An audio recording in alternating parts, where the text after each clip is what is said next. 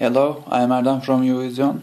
In this video I will find power dissipated by this 6 ohm resistor and this 3 volts independent voltage source, and I will apply node analysis to find that values. First step of the node analysis is to choose a ground, and I am choosing this node to be the ground because all voltage sources are connected in this node, so that's an advantage if we choose this node to be the ground. And we will write down the node voltages right now, unknown node voltages, and this is 4 volts. We know the voltage of this node because we know voltage of the ground, which is 0 volts. While going from ground node to this node, we have increase in voltage by 3 volts, so we will directly write 3 volts for this node. Alright, we also know voltage of this node. While going from ground node to this node, we have increase in voltage by 4, so we can directly write 4 volts for this node. And we don't know voltage of this node. Let me call this node as node A, and I'm assigning EA to this. And we don't know voltage of this node B. This is B, and I'm assigning EB for this. Third step is to write down KCL equations, and of course we won't write KCL at this node and this node because we know their voltages. Remember, the purpose of the node analysis is first to find voltages of the node. Since we know them, we won't write a KCL for them. Okay, KCL for node A. KCL at node A.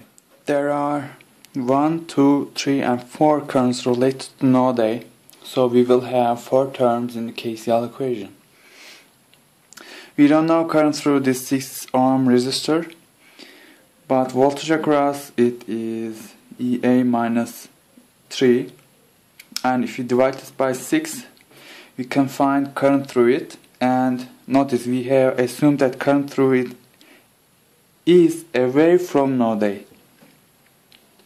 We don't know current through this 3 ohm resistor. We are assuming it to be away from node A, so voltage across it is EA minus 0, which is the voltage of the ground, and divide this by 3 to get current. This 2.5 amperes is leaving the node, so that is 5/2 in the equation. And we don't know current through this 4 ohm resistor, assuming it to be away from node A, and voltage across it is then EA minus EB over 4 gives us current value. We can finish the equation by setting whole to 0 by KCL. And now time for writing KCL at node B. KCL at node B. There are 1, 2 and 3 currents related to node B, so we will have 3 terms in the KCL equation. I will firstly write down this current that is away from node B with value 0.5, so plus 1/2. We don't know current through this 5 ohm resistor. We shall write we shall assume it to be away from node B, which means voltage across it is EB minus 4. Divide this by 5 to get current. And we don't know current through this 4 ohm resistor. We shall assume it to be away from node B, so voltage across it is EB minus EA. Divide this by 4 to get current. Set whole equal to 0 by KCL. Okay, we have 2 unknowns, which are EA and EB. We have 2 equations. We can solve this system. I have sent the rules out of the screen. I will firstly rearrange equation 1. Okay, I'm multiplying every term by 12 in this equation, and I will write every term explicitly. 2EA minus 6 plus 4EA plus 30 plus 3EA minus 3EB is 0. Let's sum the EAs up. 2, 6 and 9, 9EA and minus 3EB is equal to minus 24, right? And we can divide each term by 3 to simplify, which means you get this. Let's rearrange KCL equation for B, and I'm multiplying every term by 20 and writing each term explicitly. So first one is plus 10, second plus 4EB minus 16 and 5EB minus 5EA is equal to 0. We have minus 5EA and plus 9EB and this is equal to 6, right? If you multiply this equation by 9 and sum with this one, you get 22EA is equal to minus 66. And from this equation you can find EA as minus 3 volts. If you want to find EB, multiply EA by 3, which makes minus 9, and add plus 8, which is minus 1 volt, right? This is minus 1 volt. So, I want to find power dissipated by this 6 ohm resistor. We have found voltage of the node A as minus 3 volts, and voltage of the node B as minus 1 volts. Alright? So to find power dissipated by this one, we can multiply voltage across it by current, or we can divide square root of the voltage by the resistance value. This is easier actually. If you want to find voltage across it, you will need to subtract minus 3 from 3 and take its square and divide this by 6.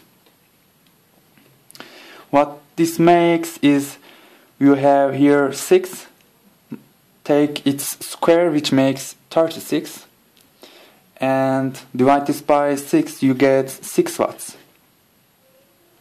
Do you remember what we have found in last video? We have analyzed the circuit with mesh analysis and we have found exactly the same value. Now I want to find power dissipated by this 3 volts voltage source. We will multiply voltage by current, and this voltage is the voltage value of this independent voltage source. That is 3 volts, right? We need to find current flowing through it. For that purpose, we need to apply a KCL at this node. Remember, purpose of this KCL is not to find voltage of this node. It is to find current flowing through this independent voltage source. So this node is related with 3 branches, which are this, and we know current through this branch, which is 0.5 amperes. We can find current flowing through this branch, right? Divide voltage difference by resistance. Voltage difference is 3 minus 3 is 6. Divide this by 6 to find current. That is 1 amperes, right? How did I decide the direction of the current? Current flows from high potential to low potential. Since 3 is bigger than -3, current flows in downward. Okay, now we have one unknown here, which is current through this independent voltage source. Let me apply KCL at this node X. KCL at X. 1 ampere is leaving. 1 ampere is leaving, not S. So that's +1 in the equation. 0.5 is entering. That's -1/2. And we don't know current through this, right? I'm assuming it to be in this direction, and I'm giving a name called IY. Since it's entering to the node, I'm writing -IY and set this equal to 0 by KCL. You can find IY from here as 1/2 amperes. Okay, we have found the current through this independent voltage source, and this to the upward. It comes like this, the current comes like this and enters from its minus terminal, so we will write a minus sign in the power equation because we are entering from minus terminal. Current is found to be 1/2. Multiply them, you get -3/2 watts. Remember the last video? We have again exactly found the same. Why did I solve the same question with 2 different analysis methods? Because I wanted to show you how different analysis methods yields the same result. And in general, you make an overlook to the circuit. You try to decide which method gives you less equations to solve. Alright, so in